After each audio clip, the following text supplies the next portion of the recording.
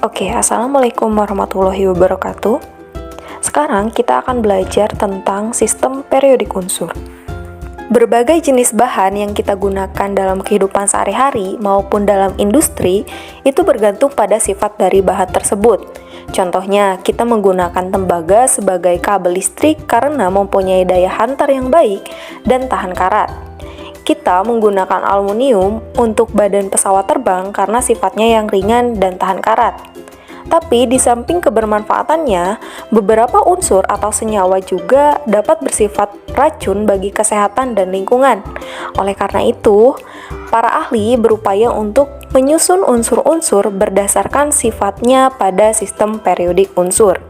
Hal ini dilakukan untuk memudahkan kita mempelajari sifat-sifat kimia dari unsur-unsur tersebut. Sehingga dalam perkembangannya terciptalah sistem periodik unsur yang kita kenal sekarang, yang disempurnakan oleh ilmuwan bernama Henry Moseley. Berdasarkan penyusunan sistem periodik unsur tersebut, kita bisa tahu nih unsur-unsur yang bersifat logam, metaloid, dan unsur non-logam. Oke, sebelum kita mengenal tentang sifat-sifat unsur dalam tabel periodik, kita harus tahu dulu nih, apa itu sistem periodik unsur.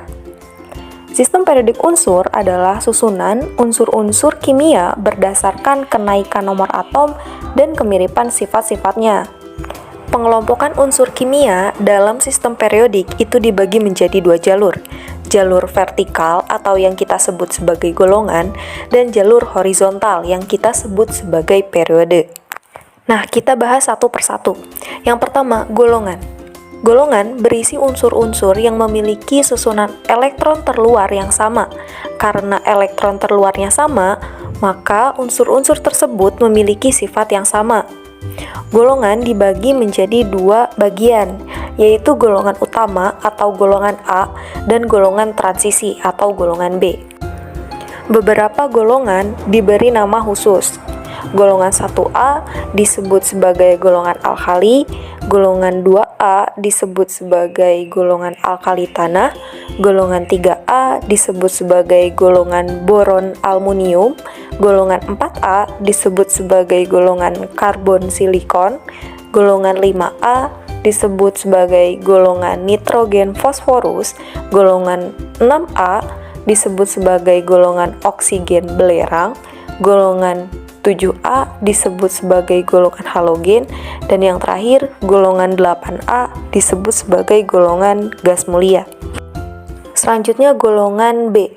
Nah, golongan 1B sampai 8B itu disebut sebagai golongan transisi. Untuk golongan lantanida dan aktinida itu dimasukkan ke dalam unsur-unsur logam transisi. Yang kedua ada periode. Periode suatu unsur itu menunjukkan nomor kulit yang sudah terisi elektron berdasarkan konfigurasi elektron. Unsur-unsur pada periode disusun berdasarkan urutan nomor atom. Nah, dalam SPU atau sistem periodik unsur itu terdapat 7 periode. Periode ke-1 adalah periode terpendek, yaitu terdiri dari 2 unsur, ada hidrogen dan helium. Kemudian periode kedua dan ketiga itu masing-masing memiliki 8 unsur. Kemudian periode keempat dan kelima masing-masing memiliki 18 unsur. Dan periode ke-6 itu memiliki 32 unsur. Nah, ke-15 unsur diantaranya itu merupakan deret lantanida atau logam tanah jarang yang memiliki nomor 57, nomor atom 57 sampai 71. Untuk unsur SC dan Y yang berada di golongan 3B, itu juga dimasukkan ke dalam golongan lantanida tanah jarang, sehingga jumlah unsur lantanida tanah jarang itu ada 17 buah.